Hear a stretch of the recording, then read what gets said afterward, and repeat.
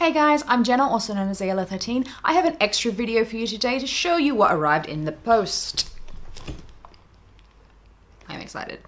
This is the Legion of Everblight battle box for Mark III, and I am going to show you what's in it. This is just for people mostly who are debating whether or not they want to get their own, or maybe they've got their own and they just want to live through me vicariously, I don't know. Alright, so have a look at this. First of all, we have the beautiful artwork on the front where we have Krissa, our new warlock. We have our Nerif, our 2 shredders, and our bolt thrower. Over the back, we have our list of included items. So we have 5 highly detailed plastic miniatures with stat cards, basic training tutorial guide, battle map, introductory guide, Hordes primal rules digest, 18-inch ruler, 4 6-sided dice, 15 fury tokens, 3 spell tokens, and an obstacle card. Let's get this plastic wrap off.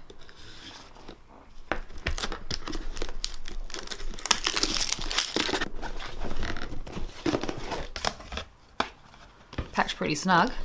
So we start with the Primal Rules Digest. So this, from what I'm aware of, is actually pretty much the entire rulebook, just in smaller form. And I really like these soft cover small versions because they're very handy to carry around with you instead of the big hardcover ones. In addition to this, you can get the rules on the PDF form on the website, or you could even get them from the War Room app. So we're not short for rules. We have the 18-inch ruler. We have our introductory guide to the Legion of Everblight. A little bit of backstory here, talking about the No Quarter magazine. A little bit of information about the different units in here. So we've got some tips and tricks how to use them. Also ideas for what to add next. A sample army list. And also talking about the other different factions you can get for Warmachine and Hordes. And a hobby and painting guide. So I've seen this one with Veil a few times. It's probably different for each different faction. They'd have a little snippet from their own forces. So a little bit of an introduction, how to paint. This is all from our last edition Legion book, so I recognize it all. And on the back, a little bit of information about Lock and Load, the event that Privateer Press is well known for.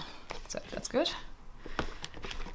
Okay, so this, I think, would be the battle mat. Should have to zoom out to show you that.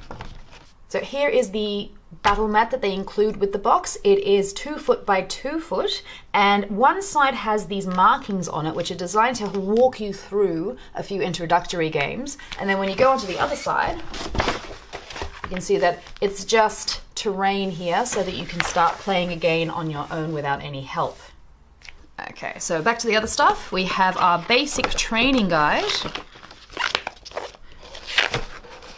So I think this is the same for all of the boxes. They give you a walkthrough of the rules. So first of all, they give you templates that you can cut out for spray templates and blast templates. And they also give you some appropriate base size counters that you can use to sub in models during these practice missions. Same here, you've got a basic stat card for a warlock and a war beast so that you can practice playing against somebody. And then they walk you through a few missions. So here you can see that they're using the counters, using the markers on the terrain. Examples for how to move, how to do ranged attacks, talking about cover. I really wish they had this when I was starting the game because I found it incredibly confusing to try and learn the rules by myself. So this is beautiful. It's going to get a lot of people into the game more easily, which is exactly what we want for more players, more people to play against. We're talking about Fury, talking about boosting, we're talking about War Beast, talking about spells. And at the end you can actually cut out these sample cards and they walk you through a basic game, basic duel against your opponent, which is probably yourself when you're learning. Okay, so now we are down to the tokens and the models and the stat cards. So we've got 4 dice. We have generic Privateer Press styled spells and tokens here. So I've got the Legion of Everblight ones, and they do sell them for each faction, but you get different colored ones with different icons. And then we have the models. So they're all individually packaged. We have the Neraf here. We have the Shredders. 2 Shredders in the one container. We have the Nephilim Bolt Thrower. And we have Krissa, our new Warlock. So I'm not going to assemble the other ones. I'm not going to take them out of the bag just now because I don't want to lose all their parts, and I don't plan on assembling them anytime soon, but we can do Krissa. Okay. Not sure how well you can tell from the colors here, but this isn't white. This is actually a very pale purple. They've color-coded all of the different war boxes now with a different color for each faction, which I really like. I think it's going to be good for beginners to be able to figure out who they're playing with across the table instead of having to try to remember everything at once. How do these fit together? Has she got a peg or a slot? A little bit of a delay just then. I was given the impression that they snap together pretty easily, but mine do not fit at all. I've had to put it together with a little bit of blue tack just to show you how it fits. I think that my shoulders might be a little bit mismolded. It's nothing that I can't handle, but it's a bit disappointing that I can't show you the model in all of its glory. As you can see, it's already starting to fall apart here. The putty is not holding it in place. As you can tell, never mind. I'll get her assembled soon. So then we have the cards to finish it off.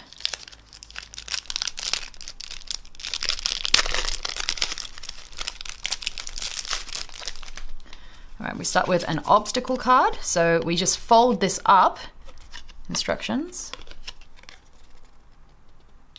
So we fold it up to make a wall. All right, so finally we have our cards. I will just compare them. I have some of the old cards here from Mark II, so let's have a look at how we have changed. See if I can show you there. So we have, we've lost a strength with the Shredder, but it didn't end up affecting our attack, so that's okay. And we have gained an armor.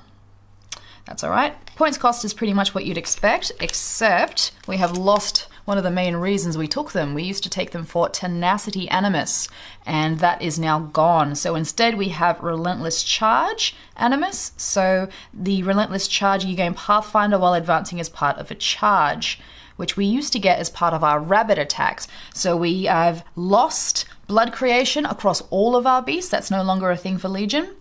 And I don't see anything saying it's a lesser war beast anymore. Except for the front. Okay, so it's just classification, lesser war beast in the name now. So we've got snacking still, we keep that. We can heal and remove from play. And we have gained flank, friendly faction war beast. So this is probably going to be the new reason you take Shredders. It gains +2 to attack and an additional die on damage when it is attacking something that's already in melee with one of our beasts. And it gains, I'm not going to be able to pronounce this, Adelphophagy, gosh. It's named after sharks that fight in the womb. I know that word. So what it means is that the Shredder will preferentially attack other Shredders, friend or foe, if it frenzies. So that's okay. Next up, we have the Neraf. Now, I don't think the Neraf has changed much from the old edition to the new edition. It looks like we've gained a speed but lost a strength, and that worries me because this is our only heavy in the battle box, and I don't know how we're going to take out Khador heavies with PS 15 as your maximum attack, but never mind. So we've also gained a mat, so we're more accurate, we're speedier, but we do less damage. Now we do have the icons for Flight and Soulless on the front of the card now. We still have the same Animus, Attractor. We still have Serpentine, we have our Coil, automatic hits if we manage to hit it the first time, but we've gained Sprint, so that is making this beast fit into the speedy category a lot more. Extra speed, and it's got the Sprint, so after it destroys something, it can make a full advance. Additionally, we have Beatback now, so if we manage to hit something, we can push it back 1 inch away. So this is interesting in terms of board control. We've got some pulling abilities and some pushing abilities. So next up we have the Bolt Thrower. Now this is the guy I think has improved the most out of this battle box.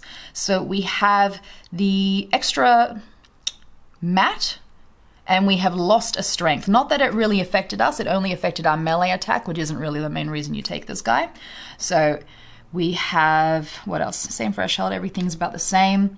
We would expect this guy, he's actually received a little bit of a points discount because if his points cost 6 in the old game, he should have been about 12 in the new one, and he's only in 11, so he's a little bit cheaper, which is good. And he has gained an exceptional animus. Fast Strike gives you snipe, +4 range. Now this is going to be amazing on our Liliths, so we're going to see a lot more lists with these bolt throwers in them. We've also gained quick work, so if he kills something with a melee attack, he can then shoot something. That's pretty good. And we kept Thunderbolt, so if we hit something, we can push it D3 inches away, and on a critical hit, it gets knocked down. But that can be shaken now, unfortunately. So finally, we have Krissa. Now, I can't compare this to another card because she is brand new. So she has 6 Fury, which is not too bad, considering, I mean, we've got worse. She's slow, though. She's the slowest Warlock in our entire arsenal. And she's got pretty good mat and pretty good armor. I'm a little concerned PS13 probably isn't going to kill much. The back of her card, she's got set defense, so she's harder to hit on a charge, power attack, or like a slam or impact attack. And she's got critical sustained attack, so if she crits with her melee weapon, she can just automatically hit with the same model. So spells, she has Cloak of Ash, which is the old Ashen Veil. Now that is very handy for things like the Hex Hunters, which have lost their stealth, so they've got Prowl instead. This will give them their stealth back. She's got Howling Flames, which is a spray 10 fire damage attack, and it causes continuous fire, so that's going to be good to light up some infantry. Might want to invest in some spell martyrs so that you're not risking herself though. Now quickness, I think there is a Warmachine equivalent of this called Velocity, so she can spend up to 3 points and move 2 inches for every point, so good for repositioning, getting herself out of trouble. And Tactical Supremacy, so you can give her reposition 3 inches to a friendly faction model or unit. Now, if it's already got free reposition, then you cannot stack them to get extra reposition. You actually just take the biggest one. So no super fast Raptor units, I'm afraid.